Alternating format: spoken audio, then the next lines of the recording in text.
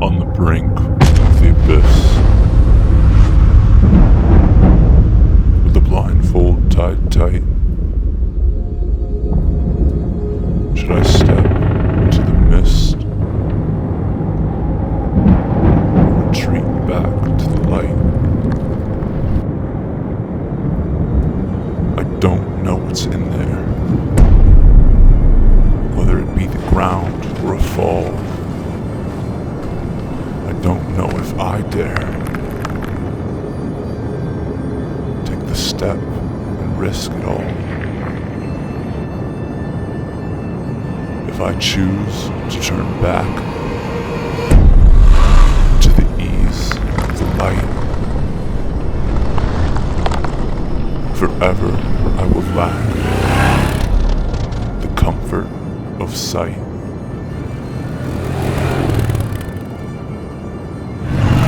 Now is the time for my decision to come. Shall I jump into the darkness, or go back to where I'm from?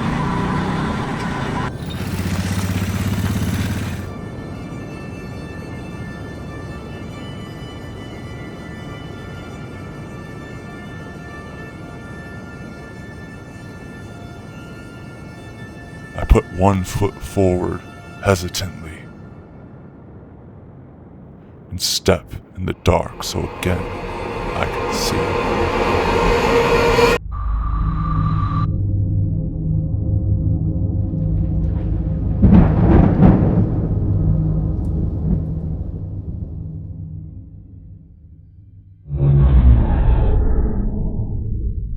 Well, today's the day. I'm gonna be leaving for Yukon today.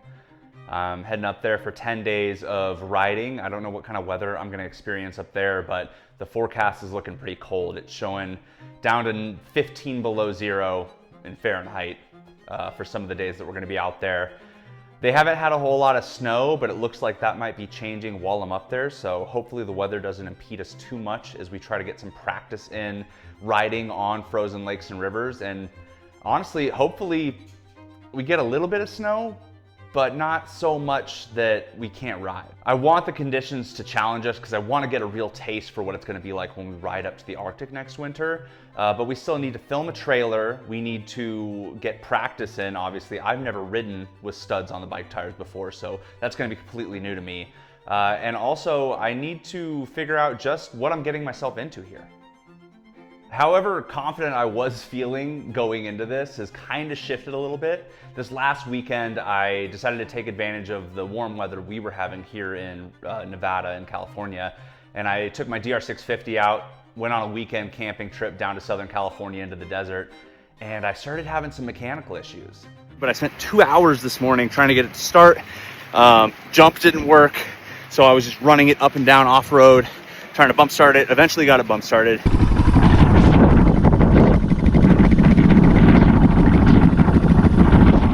The bike was having trouble starting. I thought it was a battery issue, so I replaced the battery. I thought it was all these other things, replaced the spark plugs, yada, yada, yada.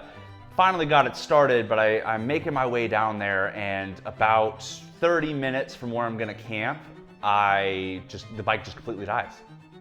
And I don't know what's going on, you know, like it had been riding, so the battery should have been charged. It would crank and crank and crank, but it wouldn't fire, it wouldn't actually start. And it didn't sound like it was the battery because the cranking wasn't like getting slower as I went on, you know. I ended up having to bump start the bike just to make it to camp, and that's kind of where things went real south for me. I get to camp, I decide I'm gonna film a few things, get some cool photos, I set up my tent, and I end up not being able to start the bike whatsoever. It's getting dark, I'm probably 5 miles down this little trail, far from any road, far from any other campers. And I'm like, well, I might as well set up for the night and, you know, settle in. I'll figure this out in the morning. And I decided to fly my drone around a bit. And a huge gust of wind came in and just crashed my drone into a rock.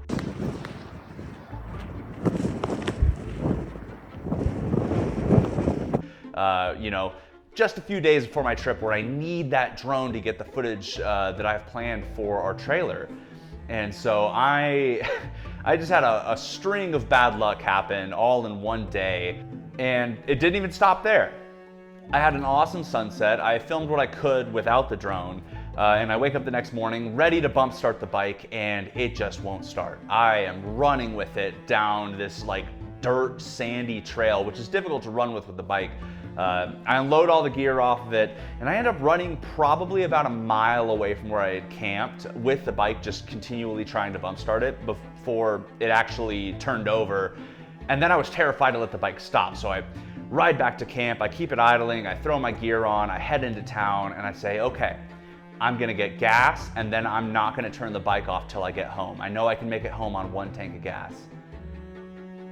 But I get gas, and the bike won't start again.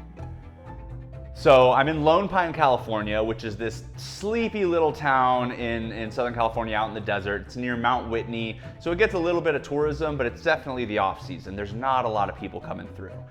I'm running around the streets of this town trying to bump start the bike. The town's completely flat. There's no like down hills to help me, so it's just pure manpower. And I can't get it started. I can't, for the life of me, it won't go. It was even more difficult than earlier that morning on the trail. And a local guy, this really awesome guy named Don, came out, saw I was struggling, decided to help me. We tried pushing it, couldn't get enough speed to bump start it, so he says, hey, how about I help you with a jump start? So he brings over his truck, we try to jump start the battery and end up blowing a fuse. And it's Sunday in this sleepy little town. I don't know what the population is, but I'd have to say it's under 1,000. It's tiny, and most of the people there are probably not full-time residents. There's a few businesses, but most of them close down in the winter, and they're all closed on Sunday. All the hardware stores, all the mechanics, everything, nothing's operating on Sunday. So Don calls a friend who's an electrician, and he just so happens to have a replacement fuse. So he brings the fuse over. I am super grateful. We pop it in, and nothing. The bike has zero power. Like the lights won't even turn on, nothing. So I'm thinking that the battery's fried. I have no idea what to do. And so I made a really tough call. I called my amazing girlfriend, Jenna, who lives here with me in Reno, Nevada, and she drove 5.5 hours down to Lone Pine in the middle of the night to pick me and the bike up. There was no way I was getting the bike started without at least having a auto shop open or a mechanic open or something like that. But even then, I was probably gonna need to leave the bike for a few days with a mechanic, or they'd probably have to order some parts at the auto shop. And so it was either call for help or leave my bike there or stay with it for several days. And I needed to fly out to Yukon in just a few days. So not a lot of options. It was a big hit to my pride calling her to come pick me up. I've never trailered my motorcycle anywhere. I've always ridden it wherever I've gone with it. And so I didn't even own like a trailer or anything for it, and I had to arrange a deal for her to pick up like a motorcycle carrier that puts into the hitch of a truck on our way down. And we get that, and the hitch doesn't even fit because it's bent. It won't go in all the way. And so we just get as many tie downs as possible, and we load the bike up, and it is held together with hopes and dreams. And we ended up getting it back to Reno with no problems. We got back at 4 in the morning or something like that. We were both extremely tired. And I want to know what's wrong with the bike, but I have to pack still. I need to make a few long planning phone calls with Sean up in Yukon, and I need to head up there and get done what needs to be done for this this film to be made. And so that's something that I'm just gonna have to leave for when I get back. I'm super excited for this trip, even though my confidence levels have taken a big hit after that breakdown. But I have a long travel day ahead of me to get up to Yukon, and this is gonna be a little taste of what it'll be like to get all my filming equipment up next year. I have to drive to San Francisco. I have to fly to Vancouver, Canada, where I go through customs, I retrieve my checked bags, and then I go to their domestic terminal, and I need to get on a connector flight to Yukon through Air North. They offer these really awesome flights where if you have a ticket that lands in Vancouver or Calgary or Edmonton, or I think possibly Toronto, they will allow you to have like a set price fare to get up to Whitehorse, Yukon, because that's where the airline's based out of. So I grabbed this connector fare, which is only like maybe 80 bucks, and it includes the check bags. And I fly up to Whitehorse. I'm gonna land around 5 p.m. where Sean's gonna pick me up, and then we gotta spend 2 days getting these bikes ready to ride in the snow and ice. We have to dismount the tires that are already on the bikes. We need to install 300 or more studs into each tire, and then we need to put the tires back on. Now, the issue with the studs is that they are a little too long for the tread of the tire. They're gonna poke through onto the inside. And we're running bikes that have tubes, so you could see where that provides a little problem for us. We don't want to pop the tubes, so we're going to be getting creative with how we mount these tires. On one of the bikes, we have a set of moose balls. They're basically like these weird foam balls that you put in instead of an inner tube. So we're going to see how that works out on one of them. And on the other bike, we're going to line the inside of the tire with fire hose that we cut open. So that way there's like a thick padding between the tube and the little bit of the stud that's popping out. Hopefully both of these solutions will stop us from getting a flat, but it's important for us to know what's going to be the best way to go when we ride up to the Arctic, because the last thing we want to do when it's -30 and howling winds is be changing a tire on the side of a frozen highway. After we mount the tires, everything's going to be weather dependent. They've already had a lot of the highways melted out, so we won't be riding the studded tires on the highways themselves. It would shred the tire apart if you're not riding on snow or ice with those studs in. So what we're going to do is we're going to trailer the bikes out to certain backcountry roads that have snow and ice on them, and we're going to ride through there, we're going to camp, and we're going to do that at a few different places, get some sort of ideas for different conditions. How do the bikes perform in loose snow? How do they perform on hard pack or just straight ice? Because these are all conditions that we're probably going to run into on the Dempster next year. Another big factor here is filming equipment. Now, next year when we go up to actually make the feature-length film, I'll have a crew. We're gonna have a lot of equipment, but we'll also have a support truck with all that equipment in it, except for my personal camera and maybe a drone or something on the bike.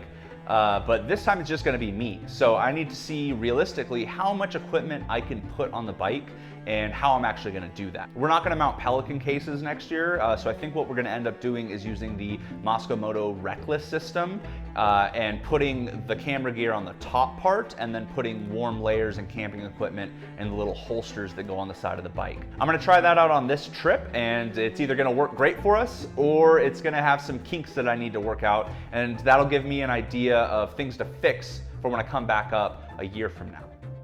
As scary as this is with all the unknowns going into it, you know, all the work that needs to be done, all the kinks that need to be hammered out for this film to work, I'm so excited.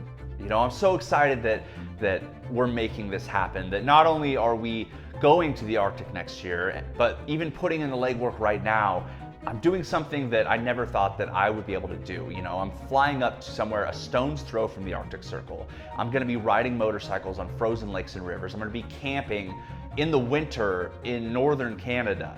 You know, maybe we'll get to see the aurora over the bikes, which has been a dream of mine for years. Maybe we'll see some cool wildlife. And even if we don't, we're still doing something that's so unique that it's the novelty of it alone makes it exciting.